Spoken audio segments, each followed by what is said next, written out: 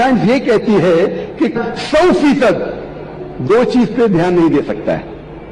50% दो चीज पे दे सकता है, 60% 40% दे सकता है, 80% 20% दे सकता है, 90% 10% दे सकता है, लेकिन 100% दो चीज पे दे ही नहीं सकता। तो अरबी आयत की तिलावत करने के साथ साथ अगर तर्जुमा दोहराते हैं, उस तर्जुमा पे आप कंसंट्रेट करते हैं, ध्यान देते हैं 100% ध्यान देंगे तो इंशाअल्लाह आपका जहन कभी भी नहीं भटकेगा। तो इसीलिए अगर जहन को भटकने से रोकने के लिए ये जरूरी है कि जो भी आयतें की आप तिलावत करते हैं कुरान मजीद में, जो भी अल्लाह के रसूल फरमाते हदीस में जो हमें पढ़ना चाहिए सलाम में, और उस मानी पे तवज्जो देंगे 100%, तो इंशाअल्लाह आपका जहन कभी भी नहीं भटकेगा।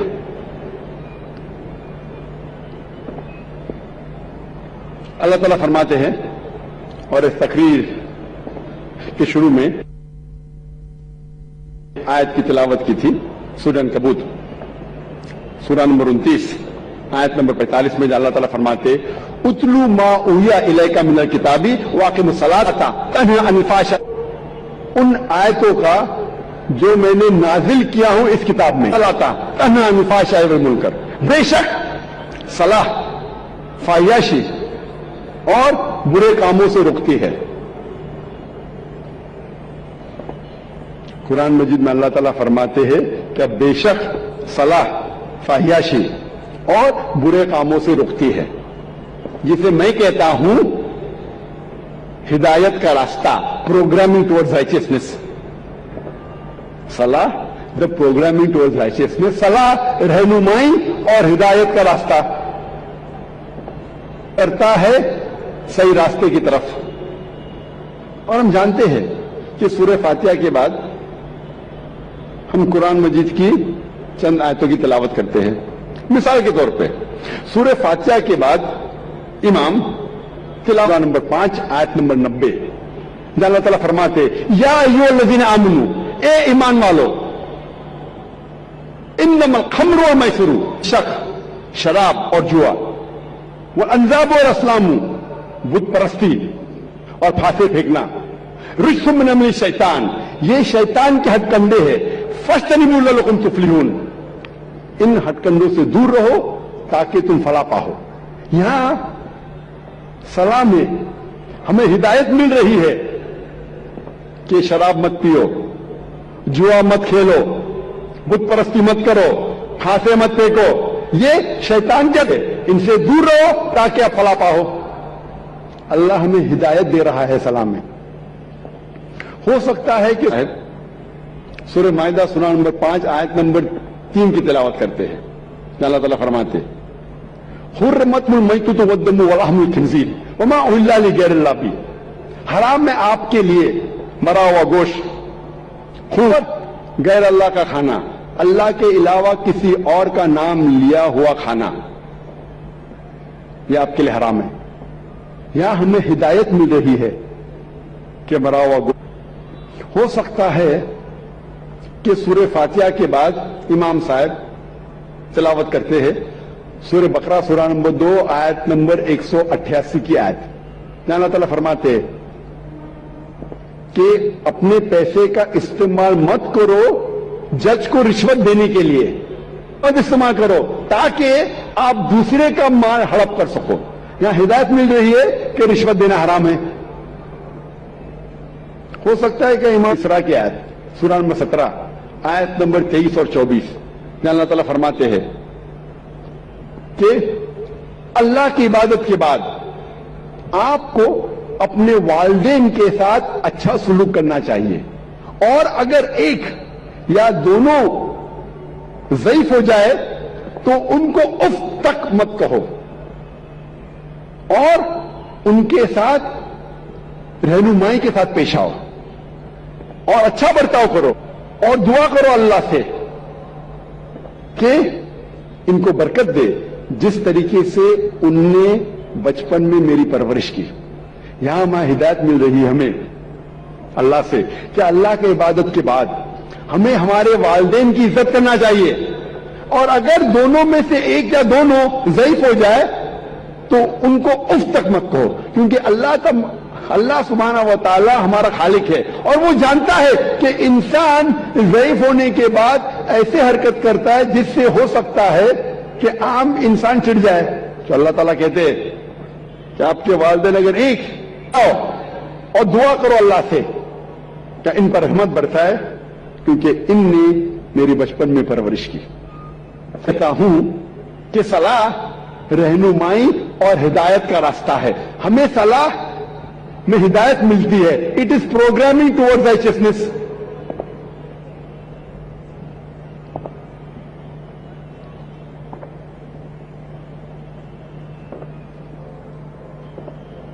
جیسے میں نے کہا تھا کہ جب بھی کا لفظ ہم سنتے ہیں، جب بھی پروگرامنگ کا لفظ سنتے ہیں، فوراً ہمارے ذہن میں آ جاتا ہے کمپیوٹر. لیکن کمپیوٹر کو ایک بار پروگرام آپ کر لیں گے کافی ہے، اس کے بعد فکر کرنے کی ضرورت کی خواہش نہیں ہے.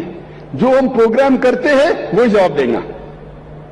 لیکن میں نے کہا تھا اگر آپ مجھے اجازت دیں گے کہ انسان کو کمپیوٹر سب سے بہترین کمپیوٹر ہے، اس کمپیوٹر کے پاس خود کی خواہش ہے، اسی لیے ایک بار پروگرامنگ کرنا کافی نہیں ہے. یہ اپنے آپ بھٹک سکتا ہے، خلاص وہ ویسا ہی چلے گا جیسا آپ نے پروگرام کیا. لیکن انسان کے پاس خود کی خواہش ہے، فری ول. وہ آپ کی بات مان بھی سکتا ہے، آپ کے خلاف بھی جا سکتا ہے. اللہ کی بات بھی مان سکتا ہے، اللہ کے خلاف بھی جان سکتا ہے. تو ضروری ہے کہ ایک بار پروگرامنگ کافی نہیں ہے. اور اس کے علاوہ ہو سکتا ہے کبھی کبھی کمپیوٹر میں وائرس لگ جاتا ہے، پھر سے پروگرامنگ کرنی پڑے گی. کمپیوٹر میں وائرس گھس گیا تو ہمیں ہارڈ ڈسک کو فارمیٹ کرنے پڑتا ہے، پھر سے پروگرامنگ. تو آج ہم دیکھتے ہیں آج کے معاشرے میں اتنی برائیاں ہیں. ہم جب معاشرے کے باہر نکلتے ہیں ہم دیکھ رہے ہیں کہ کتنے لوگ جھوٹ بول رہے ہیں، کتنے لوگ رشوت دے رہے ہیں، کتنے لوگ زنا کر رہے ہیں، ننگے ننگے کپڑے پہن رہے ہیں. یہ سب دیکھ کے ہمارے دماغ میں وائرس آ جاتا ہے. اسی لیے ہمارے جس طریقے سے ڈاکٹر کہتا ہے کہ اچھے صحت کے لیے کم از کم 3 بار آپ کو کھانا کھانا چاہیے، اسی طرح اچھے روح کے لیے ہمارا خالق اللہ سبحانہ تعالیٰ کہتا ہے کہ کم از کم آپ کو پروگرامنگ کرنا پڑے گا 5 بار دن میں. اگر اچھی روح چاہتے ہیں تو پروگرامنگ کم از کم 5 بار. مذہبی کتاب پڑھتے ہیں، یہودی لوگوں کی مذہبی کتاب پڑھتے ہیں تو اس میں لکھا ہے بک آف ڈینیل میں، اولڈ ٹیسٹمنٹ میں، چیپٹر نمبر 6 ورس نمبر 10 میں کہ دانیل نے 3 بار نماز پڑھی. تو یہودی مذہب میں 3 بار نماز پڑھنا چاہیے. عیسائی مذہب میں لکھا ہے کہ پرے انسیزنلی، جتنا پڑھ سکتے. لیکن قرآن مجید میں اللہ سبحانہ و تعالی ہمیں حکم دیتے ہیں کہ روز کم از کم دن میں 5 بار آپ کو صلاح پڑھنی چاہیے. اللہ تعالیٰ فرماتے ہیں سورہ ہود میں، سورہ نمبر 11 آیت نمبر 114 میں کہ آپ صلاح قائم کرو دن کے دونوں آخری حصے میں. بات قریب آ رہی ہے، اس کا مطلب ہے کہ دن کے دونوں آخری حصے میں، مطلب ایک آخری حصہ ہے فجر جب دن شروع ہوتا ہے، اور دوسرا حصہ ہے عصر جب دن ختم ہونے آتا ہے. اور کہا گیا کہ جب مغرب صلاح.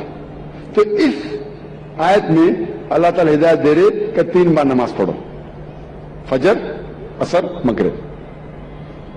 آیت نمبر 78 میں کہ نماز قائم کرو فجر کی، صبح کی، اور جب سورج اونچائی سے اترنے لگتا ہے اور رات کے حصے میں یہاں اللہ تعالیٰ ہمیں کہہ رہے 3 بار نماز پڑھو.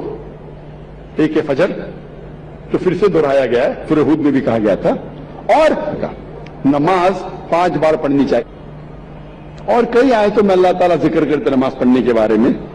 مثال کے طور پہ سورہ طہ سورہ نمبر 20 آیت نمبر 130 میں, اور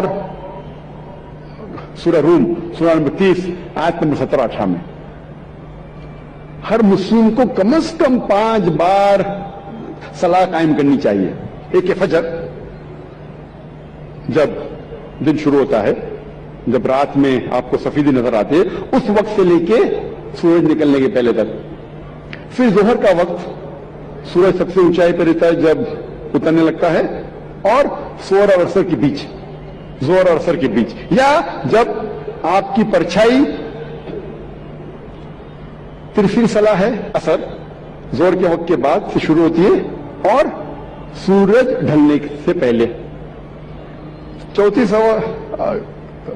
صلاح سورج ڈھلنے کے بعد سے شروع ہوتی ہے اور آسمان میں لالی ختم ہونے سے پہلے. اور آخری صلاح ہے عشاء کی, تو مغرب صلاح کے بعد سے لے کے نصف اللیل تک, رات کے آدھے حصے.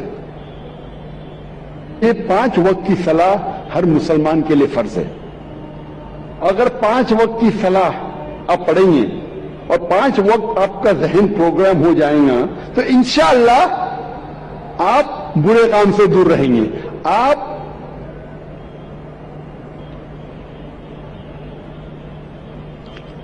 صلاح شروع ہونے کے پہلے لوگ کو بلایا جاتا ہے صلاح کی طرف. ہم دیکھتے ہیں کہ یہودی مذہب میں وہ استعمال کرتے ٹرمپٹ لوگوں کو بلانے کے لیے. لکھا گیا چیپٹر نمبر 10 ورس نمبر 1 سے 3 میں, خدا کہتے ہیں موسیٰ علیہ السلام سے, آپ 3 چاندی کے ٹرمپٹ بناؤ. ٹرمپٹ کو کہا جاتا ہے نا, ٹرمپٹ. بونگا تو نہیں کہیں گے, لیکن ٹرمپٹ انگریزی میں کہتے ہیں. ٹرمپٹ کا استعمال کرو لوگوں کو نماز کی طرف بلانے کے لیے. عیسائیت میں استعمال کرتے گھنٹی کی, گھنٹی بجاتے, چرچ بیل, لوگ کو بلانے کے لیے, کئی کے لیے. اسلام میں استعمال ہوتا ہے انسان کی آواز, اور انسان کی آواز یہ جتنے اعلیٰ ہے ان سے کہیں بہتر ہے اور سریلی ہے. کان کو سریلی ہونے کے علاوہ اس کے اندر ایک پیغام بھی ہے.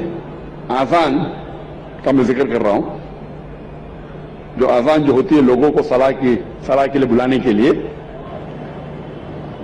آواز سریلی, افسوس کی بات ہے اکثر یہ آذان سریلی نہیں ہوتی, کان کو تکلیف زیادہ دیتی ہے, رہنمائی کے بدلے تکلیف زیادہ دیتی ہے. آپ اگر حرمین کی آذان سنیں گے, مکہ کی یا مدینہ کی, ماشاءاللہ آپ کا دل خوش ہو جاتا ہے. وہ آذان آپ کو رب کی یاد دلاتی ہے. لیکن اکثر ہمیں کوشش کرنا چاہیے کہ ہمارے مؤذن کو اکٹھا کر کے ان کو تربیت دینا چاہیے, پریکٹس دینا چاہیے, کس طریقے سے آذان دینی چاہیے. کیونکہ آذان کی وجہ سے جب مسلم کو, میں کئی نو مسلم کو جانتا ہوں جو صرف آذان کی وجہ سے اسلام قبول کیے. میں پوچھتا ہوں اکثر نو مسلم سے, آپ کو اسلام میں سب سے زیادہ پسندیدہ چیز کیا لگی؟ اکثر لوگ کہتے اور کئی چیزیں. کچھ لوگوں نے مجھ سے کہا وہ آذان اتنی اچھی ہے کہ جب بھی آذان سنتا ہوں میں دل میرا باغ ہو جاتا ہے, دل خوش ہو جاتا ہے. ہمارے مؤذن جو ہے اس شہر میں, ان کی تربیت کرے کہ کس طریقے سے صحیح آذان دینا چاہیے. اور جیسے میں کہہ رہا تھا کہ آذان سریلی ہونے کے علاوہ ایک پیغام دیتی ہے ہمیں. افسوس کی بات ہے کہ اکثر مسلمان آذان کی معنی جانتے ہی نہیں. جب مسلمان نہیں جانتے تو غیر مسلم کیسا جانے. اور میں ایک واقعہ آپ سے کہنا چاہتا ہوں, اور یہ حقیقت واقعہ ہے. تقریباً کیرلا میں گیا تھا تقریر کرنے کے لیے.